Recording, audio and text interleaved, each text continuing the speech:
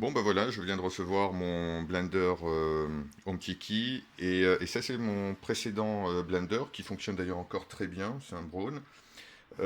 Sauf que ce qui me plaît pas trop dans celui-là, c'est deux choses. C'est que d'une part, l'entraîneur est en plastique, en ABS dur, donc il arrêtait pas de casser. Donc ça c'est la cinquième que je remplace. Donc ça coûte à peu près 10 euros avec les frais de port, donc ça fait 50 euros de remplacement à chaque fois.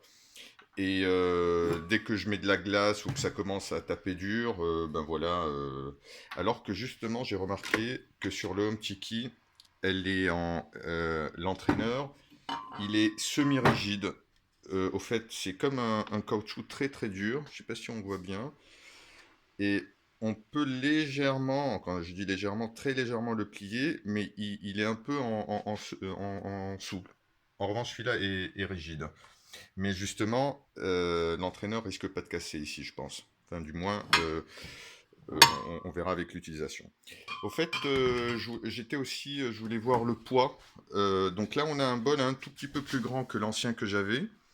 L'ancien faisait 1 litre 750, sauf qu'on peut jamais le remplir à ras-bord parce que ça déborde de partout, ça éclabousse. C'est 1 litre 5. Celui-là, au fait, c'est 1 litre 5 ici, donc grosso modo, on peut monter facilement à 1 litre 750. Ce qui est pas mal du tout, parce que comme il est beaucoup plus puissant, ça permet de faire un peu quand on a des amis et tout, de pas faire deux fois, trois fois la même manip. Alors, autre chose que j'aime beaucoup dans ce mixeur, c'est les pales. Alors, on en a, alors je sais pas si on les voit bien, on en a 4 montantes. Vous voyez, là, bon, j'ai essayé comme ça de vous les montrer. Ah ben voilà, là on voit bien. Il y en a 4 montantes, mais au milieu. Alors, ce qui me déplaisait avec celui-là, c'est qu'elles étaient larges vers l'extérieur. Alors, malgré le fait que ce soit évasé vers le bas, le fait qu'elles soient vers l'extérieur fait qu'au milieu, ça n'aspirait pas. Enfin, je ne sais pas si vous voyez ce que je veux dire. C'est quand on le fait tourner, le problème, ce qui arrive souvent, c'est que ça se met à un moment à tourner dans le vide, surtout quand vous faites des smoothies glacés. Comme c'est un peu, c'est pas très liquide, dès que c'est pas très liquide, quand les pales sont vers l'extérieur, j'ai remarqué que le tourbillon au milieu se faisait pas, et du coup ça se mettait à tourner un peu dans le vide, du coup ça n'aspirait pas par un mouvement tourbillonnaire, si je puis dire, tout ce qui est au milieu. Et du coup, il faut avec un couteau à chaque fois secouer et tout. Or là, on en a 4 vers le haut et 2 vers le bas qui viennent essuyer le bas. Je ne sais pas si on les voit là. Un, 2. Donc 4. Voilà, un, 2, 3, 4 vers le haut. Et alors, c'est des lames comme des couteaux, donc c'est pas mal du tout. Et 2 vers le bas qui viennent balayer tout le fond pour que rien ne reste au fond. Voilà, et je vais vous les... Alors, donc, au niveau du poids, c'est un peu aussi mon inquiétude. Donc, j'allume ma balance. On va voir ce que pèsent les deux bols. Donc, le temps que la balance se mette... voilà, hop, 0.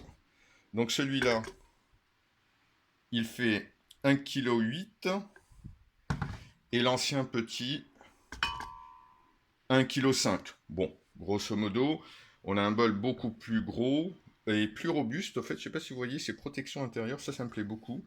C'est des renforts intérieurs en verre, parce que j'en ai cassé un. Au fait, je l'ai cassé en faisant la vaisselle. En fait, il n'était pas tombé comme ça, il a pété.